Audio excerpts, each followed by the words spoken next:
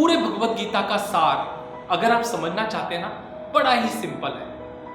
ये हमारा शारीरिक राज्य यानी कि बॉडीली किंगडम, इसका स्वामी, इसका राजा है आत्मा यानी सोल। वो किस तरह से इसके ऊपर शासन करता है और किस तरह से अपना राज्य गंवा देता है।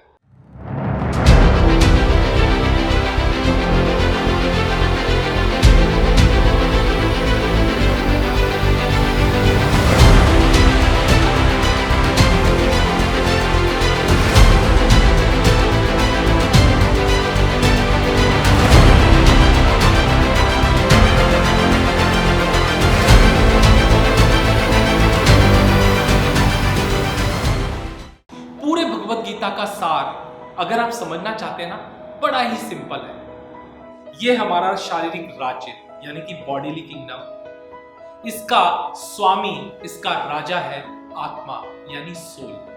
वो किस तरह से इसके ऊपर शासन करता है और किस तरह से अपना राज्य गंवा देता है और फिर संघर्ष करता है और उसको एक बार फिर पुनः हासिल करता है।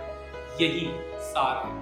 हमारा जो शरीर है, इसका स्वामी है आत्मा, और वो अपनी नेक प्रजा, जिसे हम नोबल सब्जेक्ट्स कह सकते हैं, और उच्च प्रवृत्तियों, जिसे हम वर्चुअस टेंडेंसीज कह सकते हैं, उसके साथ मिलकर इस राज्य को चलाता है। लेकिन छल कपट से एक दुष्ट राजा, अहंकार, जिसे हम अहम भी कहते हैं या ईगो भी कह सकते हैं, वो अपनी नीच प्रवृत्तियों के साथ और दुष्ट संबंधियों के साथ मिलकर षड्यंत्र करता है और इस सिंहासन को छीन लेता है।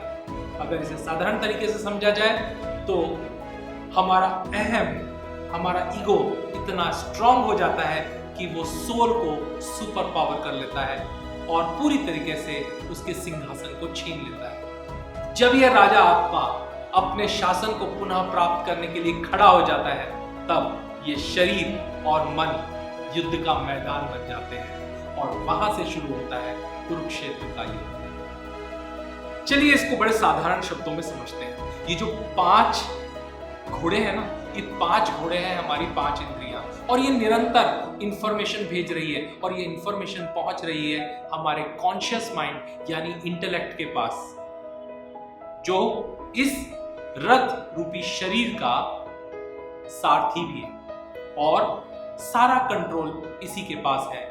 लेकिन जो मैसेजेस आ रहे हैं वो आ रहे हैं मन के माध्यम से, जिसे हम कहते हैं सबकॉन्शियस माइंड, और ये मन निरंतर इंफॉर्मेशन पहुंचाने का काम करता है बुद्धि से इंद्रियों तक और इंद्रियों से वापस बुद्धि तक। लेकिन कंट्रोल सबकॉन्शियस माइंड के हाथ में नहीं है। कंट्रोल तो कॉन्शियस माइंड यानी इंटेलेक्ट या चेतन मन के हाथ में ही है। और ये जो रथ है, ये है हमारा शरीर, इसका स्वामी है आत्मा यानी सोल, क्योंकि जैसे ही वो सोल विदा हो जाती है, ये शरीर जड़ रह जाता है, किसी काम का नहीं रहता। और ये शरीर तभी तक काम करता है जब तक आत्मा हमारे शरीर में रहती है। लेकिन कहते हैं body is just an instrument of the mind and mind and body is just the instrument of the soul।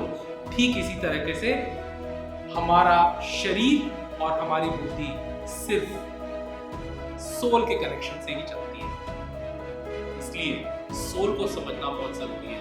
मेरे अगले वीडियो में मैं आपको बताने जा रहा हूं कि आत्मा क्या होती है, इसे हम कैसे समझें, और आत्मा को अगर हम बड़े साधारण शब्दों में समझना चाहें ये क्या होती है, तो मेरे अगले वीडियो के साथ जुड़े रहिए। उसमें मैं आपको ये सब बताने वाला हूँ। अगर आपको हमारे वीडियोस पसंद आ रहे हैं तो चैनल को सब्सक्राइब करना ना भूलें और बेल आइकन को जरूर प्रेस करें, जिससे ये ज्ञान की गंगा आप तक पहुंचती है। क्योंकि इन वीडियोस के माध्यम से मैं आपको गीता के गूढ़ रहस्य और साइंटिफिक इंटरप्रिटेशंस बताने जा रहा हूँ। आप बने रहिए हमारे चैनल के साथ।